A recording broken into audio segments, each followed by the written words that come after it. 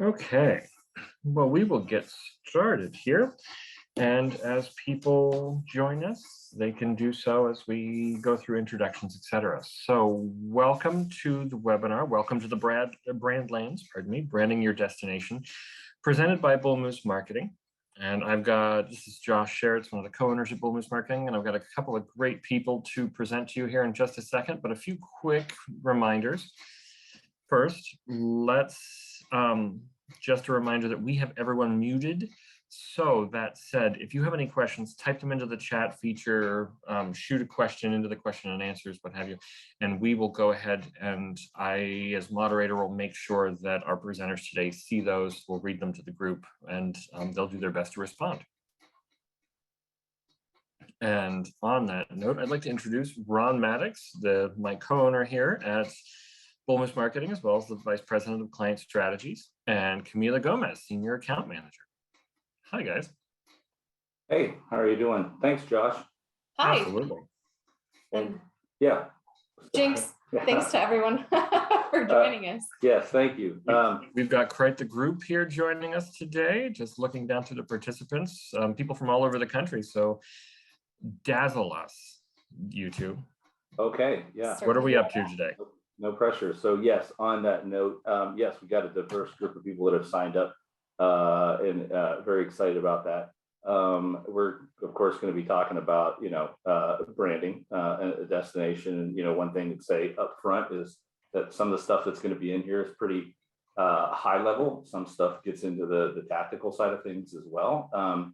But it's designed to, no matter what level and experience you're at, whether you can, apply it yourself at your organization, or you can use this with your stakeholders to help them understand branding as well. So basic agenda here, we're going to start off just setting a baseline, define, what the destination, what we're talking about. We're talking about branding. And then understanding the major components of a brand. And then go through some various challenges that DMOs faced, and some opportunities that they can overcome those, and then what to focus on, for building a successful destination brand. So yeah, we'll start at the start, defining a brand, what it is, and what it's not. So yeah, very generally, we kind of divided it up into two categories: external aspects and internal aspects. So external aspects is what people see and what is typically thought of as branding. So this is going to include the logo, the visual look and feel, taglines, and campaigns. But this is really just the tip of the iceberg when it comes to branding. While these are the recognizable aspects, they have to be backed by internal and intangible realities. So that's the internal aspects here on this list. So the strategy, voice, team culture, and values. But at the heart of it all, what branding truly comes down to is the ability of that organization to deliver on the promise that they make to their customers, or alternatively, not deliver on it. And either of those things are what will truly at heart determine what your brand is. So then we talk about looking, really kind of starting point is looking at the travel, what we call the traveler's journey, in the B2B world, kind of, the buyer's journey, or that. But basically it's, the stages, the decision-making process that in this case, tourists are going to take and make, that's going to take and lead them to invest in, one destination over another. So I'm sure some of you, have seen this before, but, the first stage, the dreaming stage, that's where they're evaluating that your destination. And that's where they're first getting introduced to the promise that you're making to them. And they're matching up that promise to, their personal values and interests. So if their personal values, they like to be outdoors, and that's where their interests are at, well, they're going to take and line that up as they're evaluating, hey, do I want to take and go to this place? And looking at that treehouse right there, I will tell you that I would like to go to there. The nice little puppy in that, and I can see myself, standing up on the top balcony there with a cup of coffee in the morning. Yeah, I'm thinking about it. So Then you get into planning, booking into things. So that's where the traveler is, they're ready to take and commit, and they're putting together their plan, and booking, it could be actually booking, or, basically taking all the steps, logistically that are going to be like, get them to the destination. So once they get to the destination, then it's about the experience. And that's where they're judging that the experience that they're having within the destination against what was promised to them, in the early stages and the dreaming stages of things. And they're going to take and, base that judgment off of their perception of the actual experience while they're there. And then the last one is going to be the sharing one. This is, could be as they're experiencing or after, they get back from the destination and they're going to validate or invalidate, the destination's promise. So did they, have the experience they expected when, they were in the dreaming and planning and booking phase of everything, in relation to what they were told and what they actually experienced. So it's really important that that brand promise is going to take and remain consistent across all of these stages to one degree or another. So why is branding critical? So Camila mentioned earlier, about the external and internal aspects of branding. The external end of things is what everybody sees. It's the other stuff that becomes really, really important. It's really, really hard to take and do. And especially for DMOs, because when we talk about delivering on a promise, we've got to rely on like so many different stakeholders. And it's really important as you're trying to win those stakeholders over, that they understand what branding is and why it's critical. And so when we say like, a destination or, a client's true brand is going to be the difference between what you promised versus the actual delivery. When those line up, then, hey, you're nailing it. When they don't, then you obviously have a bit of a problem.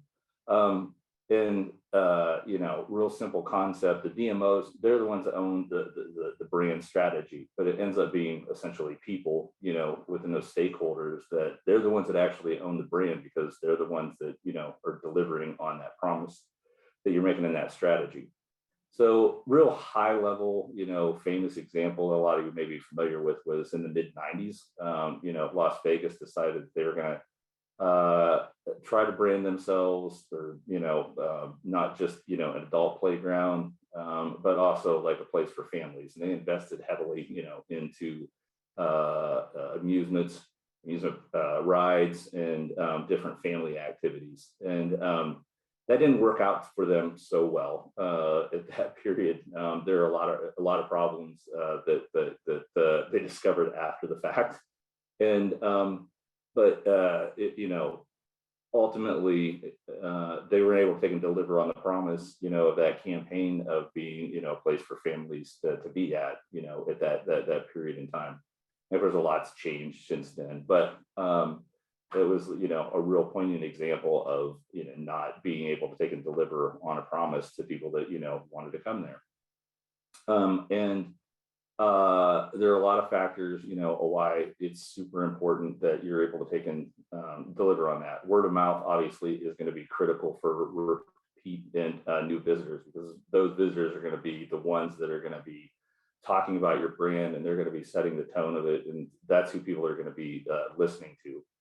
And the idea of a travel season, after COVID, that that's really being redefined in a couple of different ways. So Airbnb CEO Brian Chesky has been talking a lot about like the redistribution of where people are going to be traveling.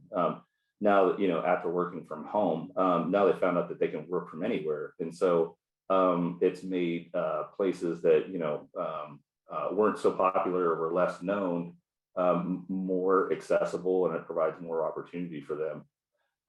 And people are traveling less to those major tourist destinations, and they're choosing instead to go to those less visited, and less well-known destinations. So it's really important that, in that category that you're, delivering on it, because they can bring back that repeat business.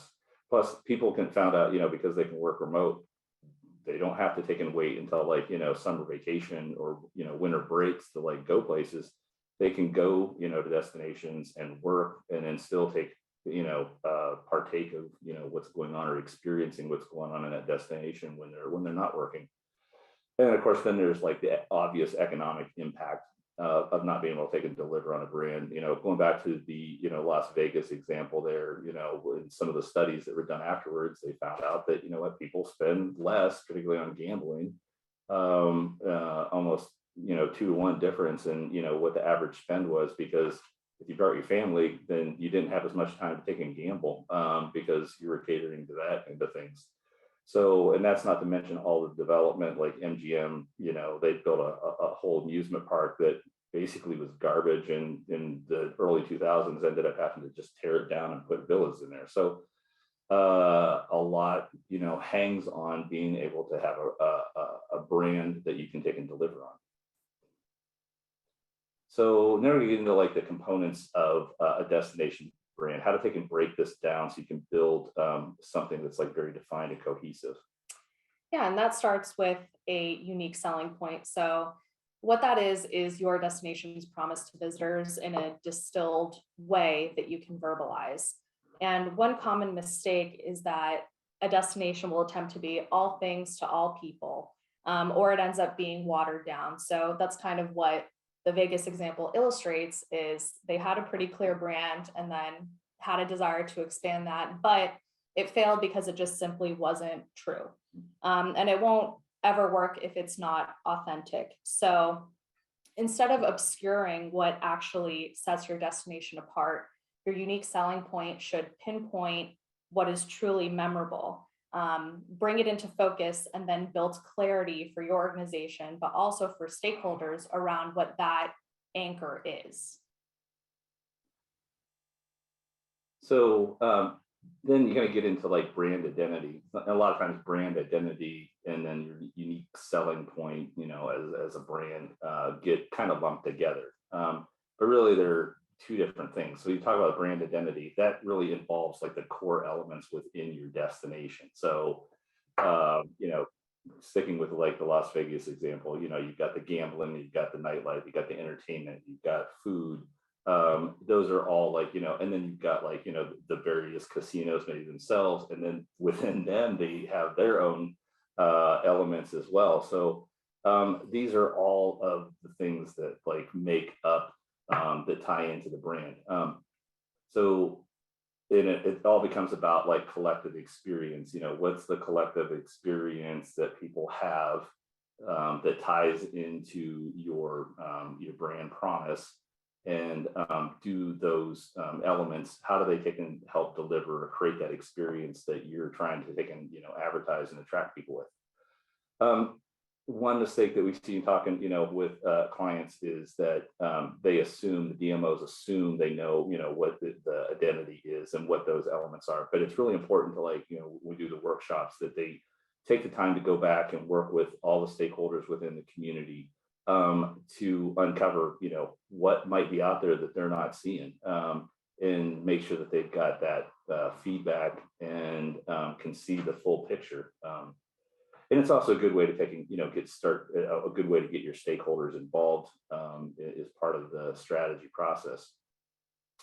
And really what you're trying to do is like, how do people experience that overall identity, all those elements in a way that's unique from someplace else. So you might be, rural and have, trails and lakes that might be, your unique selling point. Well, there's a lot of places that are going to be like that in the United States. So, what are the things that you've got that can like be a little bit different than say, another rural destination that might have, the same basic amenities. So then from there, once you understand what the identity is, now you got to like put this into something cohesive. So you need a brand story that's going to take and tie the identity and unique selling point together. In very simple terms, you want to go back and look at, okay, the stories of the businesses, the various organizations, the amenities, and try to find what the overlap is with them, with then the origin of your destination or the core, of your destination brand. And this is gonna, once you can hash that out, that's gonna help you unify the brand and then be able to take and present it in a very cohesive and compelling way, both for the stakeholders, they're within the destination, and to your visitors. And it's really important that that brand story is authentic, because people are not fooled. They understand, they know what a tourist trap is, and they might still go there knowing it's a tourist trap. But if you're really trying to take and sell your brand as being unique, authenticity is going to be huge. And one way to take and achieve that authenticity is by making sure that, like, hey, does this brand evoke some kind of emotion, where it can take and tie that individual and that experience they're going to have to the brand promise that you're selling. So we were talking to several DMOs out there, and one of them was Lee Nettles. He's the executive director of the Outer Banks Visitors Bureau, and he had really a great explanation for the brand story and how it should work. They, to him, their brand there at the Outer Banks, they really work to make it like deep and visceral, so it connects to people. They're very cognizant of that in all of their marketing, and it drives a lot of their story. Their goal, as a DMO, is then, like, he called it like scratching an itch. The person might not know, they're trying to find, like, there's something, and I want to take care of it. It almost makes like the destination kind of a need in that sense. And then, once they get there, then they have this like deeper connection with it. And it's worked out really well for them. The OBX stickers, you pointed out, you see these like all over the place, and people have this like tie to it. And, he pointed out, the Outer Banks is one of those areas that's like, it can be very harsh to live there, but yet people keep coming back because of that connection, and they feel like a sense of ownership as well. So, great illustration of a great brand story. All right, yeah, now we're going to get into some of the challenges in destination branding, which I'm sure many of you are very familiar with. And the first thing that we're going to hit on, that we've kind of talked a little bit about earlier in the presentation, is branding through stakeholders. So this is kind of what we're talking about when we say a DMO may own the brand strategy, but the brand itself is owned by the people who are the ones who bring that lived experience to life for your visitors. So this is just a list of stakeholders, and it's going to include all kinds of players you would think of, like in tourism related businesses, and then others, including major employers who might not touch the experience of every traveler directly, but who ultimately are all the puzzle pieces that make that experience come together. And they do ultimately determine the delivery on your brand promise. And what we need to know about stakeholder buy-in would be, number one, come into an understanding that stakeholders won't necessarily understand what DMOs do. And they can sometimes make negative comparisons with other destinations. So that might mean a stakeholder coming to you and saying, oh, well, X other destination is doing this, and look how well they're doing. Why aren't we doing that? And the importance is kind of contextualizing for stakeholders what your destination has to offer, why it's different, but also listening to them and their needs. Offering stakeholders tangible value is very important. And here we say that's the DMO's internal brand. So what we mean by that is the DMO itself has a brand separate from the destination's brand. And executing on that promise would be offering the value to the stakeholders to allow them to contribute to this larger vision. DMOs can stay out of the spotlight unless they let their destination's brightest lights shine. So it's also kind of a matter of being able to distinguish at what moments intervention is helpful and at what points it actually hinders amenities from being able to speak for themselves and draw travelers to the area. And don't overlook other industries. Kind of like I said in the slide before, there may be industries that you don't think of. So in rural Pennsylvania, one of those might be manufacturing. And even though many travelers aren't going to engage with a local manufacturer while they're here, their story and their involvement in the community is going to illustrate a lot of the culture that makes your community unique. Keep your stakeholders involved through the whole process. So don't just consult with them at the beginning to kind of get their stories and get their take on what is the unique selling point, but keep them updated as you execute on campaigns. If you make changes, these are things you're going to want to communicate to all of your stakeholders and give them the tools to participate. Don't alienate them by making them feel that their opinion was sought out at one point and then never again. And then lastly, find those brand champions. So these are individuals who are the movers and shakers who are really going to push within their communities, use their networks, and use their influences to make your area better and more successful. We kind of include, there's no statues of committees. At the end, history remembers those individuals who really make a difference. So don't be afraid to seek them out and then arm them with the tools to really become brand ambassadors and brand champions for your destination. Yeah, another major issue that, challenge is keeping up with the product. Your destination is the product, and there are a lot of risks to it. We've got just a few here: trends versus fads. I mean, obviously, with everything going on with COVID, keeping an eye on trends is extremely important.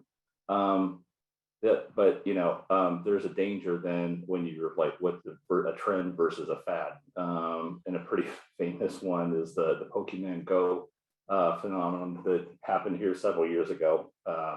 And there are a lot of museums that are like, hey, you know what, this is we can capitalize on this by getting people in the door by I kind of know how Pokemon Go works, but I'm old, so I don't even know what the things are called, but I know there's like little holographs and you like went and collected them or whatever else. General Right. idea. Yes. Okay, thank you. That's correct. Okay. So a lot of museums, like, it sounds like, a great idea to take and do it. However, there was a problem in that people were coming to like the Holocaust Museum in Auschwitz, looking for these little goobery looking thingies in Pokemon. And obviously, those are very reverent places. There's a lot of reverence that, and people running around with their phones, that can endanger your brand. Another big one, stagnation, of an amenity, or, the loss of, a major amenity, that is that's tied to your, your list of elements that make up your brand identity. Part of, offer the brand value or the value that you can take and offer to, your stakeholders is, consulting with them to make sure that, hey, you got to keep up with, we talked to somebody here a couple of weeks ago, and, one of their amenities they got, they show off as a car museum. Well, the person running the car museum won't put out his best vehicles, and, he's like, won't be open like at really odd times. And yet it's like something that's like highly advertised, and, there's brought, a lot of people come there to see it and that. So, the other one, your brand doesn't evolve with the destination, or, again, the product as the product evolves. So you've got to take and maintain that fine balance of like, okay, this is who we are, this is our identity, this is our brand promise, but you're going to continue to like, things are going to continue to evolve, circumstantially, or, there might be a new redevelopment that comes in. Okay, how does that tie into the brand? If you don't account for those things, then it's going to create what we call brand confusion with travelers and that. And then just, overall improving and, working on the tourism infrastructure. If you're, bringing people in and yet you don't have the hotel space to keep them there, then you're creating a bad experience. And we've seen, that a lot, particularly in rural communities, where they don't have the capacity to keep people there, and people are upset.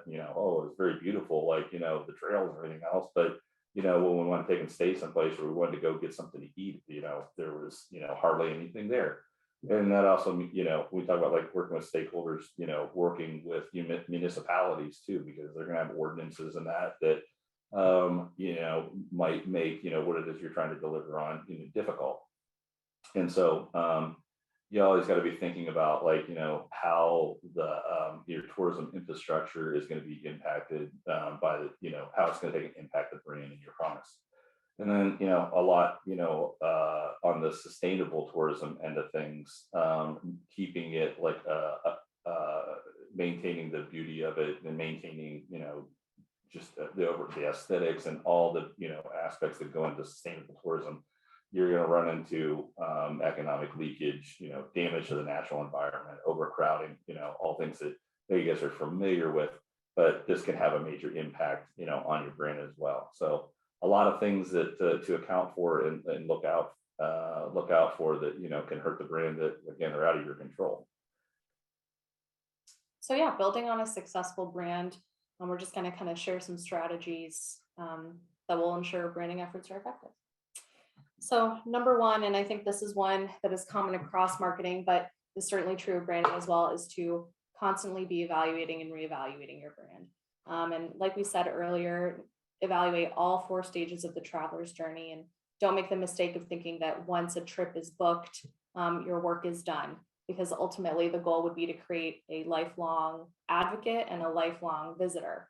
But definitely focus on the experience stage, because at the end of the day, the lived experience of the traveler is what they take with them and what they share with others. So if that phase is the one that doesn't hit the mark, unfortunately, it's probably going to be the make or break. So definitely place a focus there. And then throwing out old tactics, and don't commit to continuing to do something just because it may be something that's traditionally done in the tourism industry or something that your particular organization has done for many years. So ask yourself what's still relevant and what's providing ROI, or improve upon existing tactics, even if you don't want to abandon them completely. So rest stop brochures versus a mobile app, constantly be measuring against what's new, what's effective, versus what may be stagnant and obsolete. And lastly, consistency is 100% the key. So when you are working on putting together marketing materials, you're going to want to make sure there's consistency across all channels, because at the end of the day, if one is way out there and it's not consistent with the brand, even if you've worked really hard on other channels to make them fit within the brand cohesively, it's going to undermine the overall experience. It's going to create brand confusion, and it's ultimately going to drive visitors away. So the other one, monitoring sentiment. Again, I know a lot of you are familiar with this, but it's really key that you're, as much as possible, maintaining ownership of the destination's brand. And a big part of that is understanding, what's being said about the brand out there. And there are a ton of, existing tools specifically for this. TripAdvisor, has one. I think they joined up with TSI Live, Tourism Sentiment Index Live, Destination Think, Tourism Alchemy, another one. For larger DMOs, these are appropriate. But for smaller ones, there's things you still can do. Check hashtags, and see, what shows up and what people are saying. And pay attention to the comments on social media, and that you can always search by destination and by location within a lot of those tools, and you can learn a lot just by taking the time to check that out. I mean, setting up a Google alert on some key keywords that relate to maybe amenities or things within your destination is another way that you can do that on the cheap. But you want to understand, what are people saying about you, and where are they saying it, and what channels, and why are they saying it? What's been what was the motivation? What was their trigger? And don't just focus in on the bad. The good is helpful to take a note too. But in any of those cases, you want to take in, engage with visitors as well as internal stakeholders, and continually be asking for their feedback on how they're perceiving things, what they're seeing out there. So not just the visitors, but also the people within internal stakeholders as well. And then part of owning that brand is help facilitate things, make it easy for people that are visiting your area. Encourage visitors to take and tell their stories in that. this is a really cool, example of that. The Travel Wisconsin selfie stands. One of the things that they had identified is, they got beautiful countryside and trails there. I actually lived there for a while and loved it. But they weren't seeing like a lot of engagement, with the natural beauty and the trail systems that they have there. And so what they did was they came up with these selfie stands at key locations where, families or people, walking the trails. You can see a picture of it right there. You can set up your phone, set the timer, and have this beautiful background, behind you with a picture. It's very low cost. You can see right there, 1, 2, 3, 4, 5. They walked them through. They gave them the brand script almost, and made it, easy for people to tell the stories. And the reach that they got from that was huge and so low cost compared to like traditional media buys and that. Sometimes you run across people that are like, they're afraid of the bad review. They're afraid if they can put themselves out there. And our question right back to them is then, why are you trying to pick and sell a product that you don't believe in? So people are going to have, there's going to be bad reviews and you can't be afraid of that. You just have to, accept it, but, also have a plan in place for how you can take and, engage back with them, try to solicit feedback. Why did they have a bad time? What can we do better and learn from it? But don't be afraid of them. You want to take and, make sure that you're facilitating regular communication with your internal stakeholders. So, some places you talk to, they've got like a brand committee that represents various facets within a destination, and they've got quarterly meetings where they go over things, and there's a cohesiveness there that, they're able to take and keep the brand together through that communication. And then build on what works and try to expand on that and make sure that you're sharing, proofs of concepts and examples to stakeholders so they understand how it's working. Again, going back, they don't understand what it is that, you do. And this is this communication loop and is a really good way to take and show that tangible value. We've got a blog post about, what the Avengers can teach you about, stakeholder buy-in that you can find on our blog. And it gets into more detail about not just this, but other things you can do to take and specifically get buy-in from the people that are going to be delivering on your brand. So things just kind of remember, take a step back, have patience, maintain focus on your brand vision and the strategy that you got in place.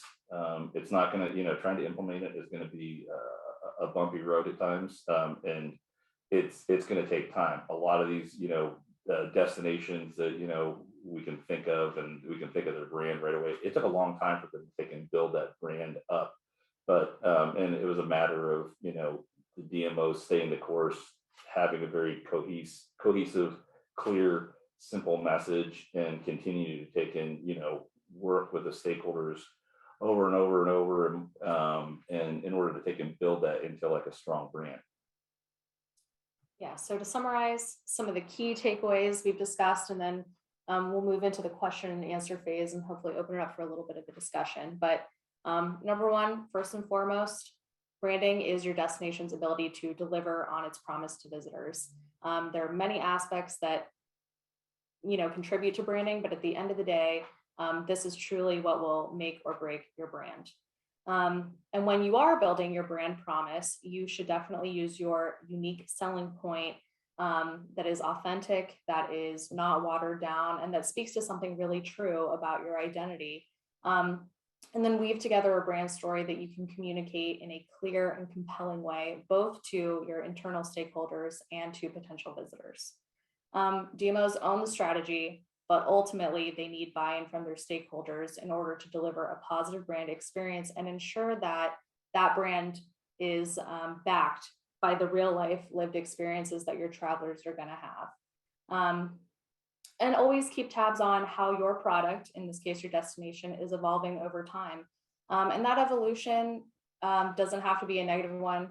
So losing anonymity would be one example of that, but also don't miss opportunities to enhance your brand when positive things happen in your community. Yeah, you're going to want to be constantly involved in like knowing what's going on, in various destinations. There are, developments that are being planned, or there's things that are going on in municipal levels and that, and you gotta have your ear to the ground for that. And then continuing on, consistently evaluating the brand, have a system in place where you can do that on a regular basis. And that's just part of your, normal workflow. And as part of that, monitoring the sediment and, to put yourself in a position where you have, you're not going to have control, but you're going to have an understanding of like what's being said, in relation to that, your brand or what you're promising to visitors. And again, help visitors, spread the word for your destination, by facilitating that and using tactics. This is one of the, I think, more fun areas of being a DMO, because coming up with, really creative ideas like Wisconsin did to help help travelers, tell their story. But again, said, don't be afraid of them. Unless you're not delivering on the promise, then, if you're consistently getting, bad, being bad mouthed by people, then you obviously have a problem. So then you got to go back and look at like either, your unique selling point, your identity, your story, or, what stakeholders are involved with that. And, then get into, as part of that, then developing that consistent communication loop with your internal stakeholders, and keeping in mind that communication is two ways, and you got to hear them out. It's probably going to be 80% listening and 20% you communicating back to them. And lastly, then stay the course, and be patient, and adjust where you need to, but stay faithful to your vision. So that takes us into questions.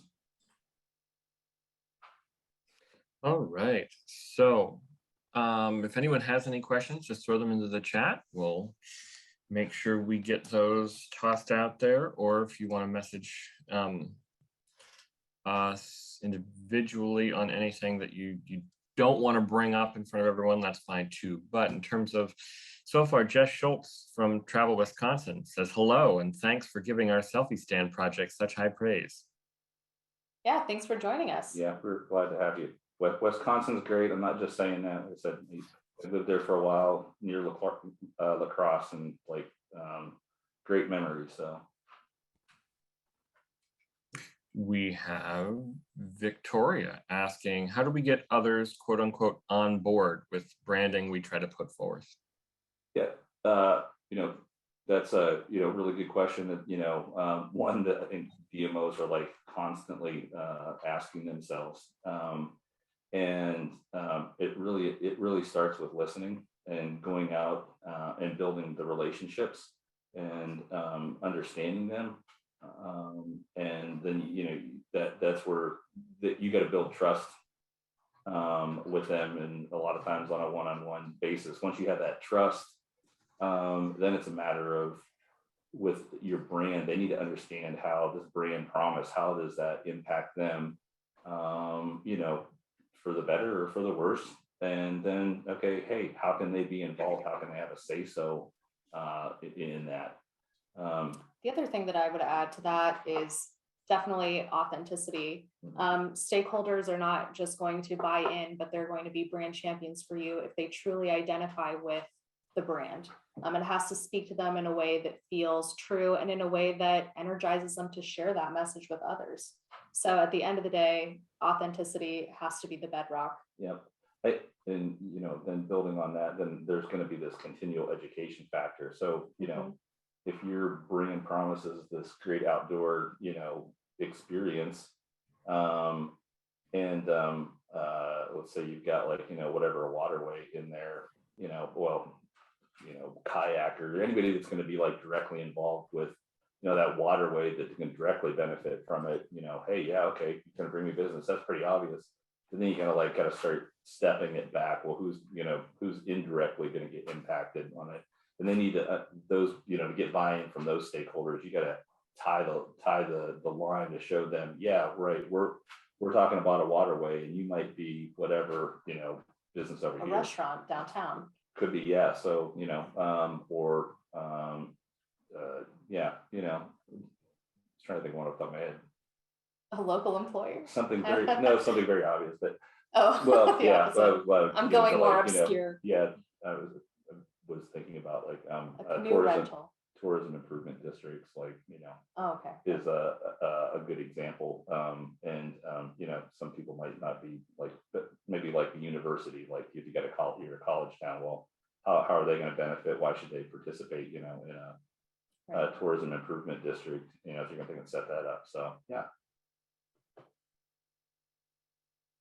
All right, we have Lisa just saying, thank you for all the great tips from Warren, Pennsylvania. Speaking of somewhere with quite a bit of outdoor amenities to offer. Yeah, thanks, Lisa. Thank you for joining us. Victoria is back, saying a lot of groups seem to perpetually reinvent themselves, which can turn off some stakeholders. How does a DMO prove that this branding is the quote unquote real deal and that it won't fall through the cracks as other efforts in the past and other conversations in the past previously may have? So that's where you like fundamentally go back to having a cohesive brand story that you've developed out of your promise, and understanding your identity, the identity or those tangible aspects and the experience that those are creating. Being able to then communicate that down in like very simple terms that I say everybody, but as many people as possible can understand, helps them. Oh, okay, yeah. Because a lot of people like reinvent themselves because what they're doing now doesn't work, or they never go through this process at all, and they're just kind of like you see it all the time in a lot of places where it's just really kind of ad hoc, or there's never like a regular communication mechanism in place to communicate down what the brand story is. So all these kind of elements, I don't want to say you got to do all these things if you want that not to happen. Simple story, regular communication, continue to take and reinforce it, and then proving that it's working, and educating the stakeholders that might be reinventing themselves on why they need to, how they play in. I think all of those things come into play in terms of helping to maintain consistency along the way. And yeah, some businesses are some places are going to do their own thing, but they could be hurting themselves because they're not getting on board. Yeah, and I do understand the concern too, because it sounds like you might be coming into a situation where the trust with stakeholders is broken. And that kind of speaks to Ron's answer to the previous question, right? So maybe a business has been reached out to by 3 or 4 organizations, all claiming to put together a brand. And this is also something DMOs have to tackle, right? So maybe a Renaissance organization is trying to brand a community a certain way. And then, an economic progress movement is trying to brand it in a different way. And that is a huge challenge for DMOs. And I can see why that would break trust with stakeholders. So again, it's just a slow and steady relationship building experience. And also a lot of listening and understanding those stakeholders when they say, we've been through this, how many times, why should I trust you? And that's when you bring in all your materials, and hopefully turn them into advocates for you and your vision. Yeah, let's go back to like the champion side of things. Not everybody's going to be receptive, and as you like spread that message and communicate, what the brand is going to be for that destination, identify who those champions are, let them know, hey, I need help, and let them speak for you, because that's it's kind of like social proof, like, hey, if these people are on board, well, okay, I'll get on board too. So yeah, very good questions. Well, one thing I All learned right. that Any sorry. Hush. Sorry. No, joking. So yeah, if there's no more questions and stuff, I wanted to let you know about our next webinar coming up here February 16th. And we're going to actually be building on these concepts throughout the year with the webinars that we're going to be putting on in 2022, which I can't believe is here already. But and so we're going to be, you know, this whole discussion on branding, you know, your areas, then it's going to come into play with our next webinar, which is going to be, you know, does your website establish trust with travelers? And a lot of DMOs would be surprised to, you know, to learn that, like, you know, oh, they got a website, people should be using it. But, you know, how does that website actually build trust? How does it like convey, you know, the brand? Does it convey it accurately?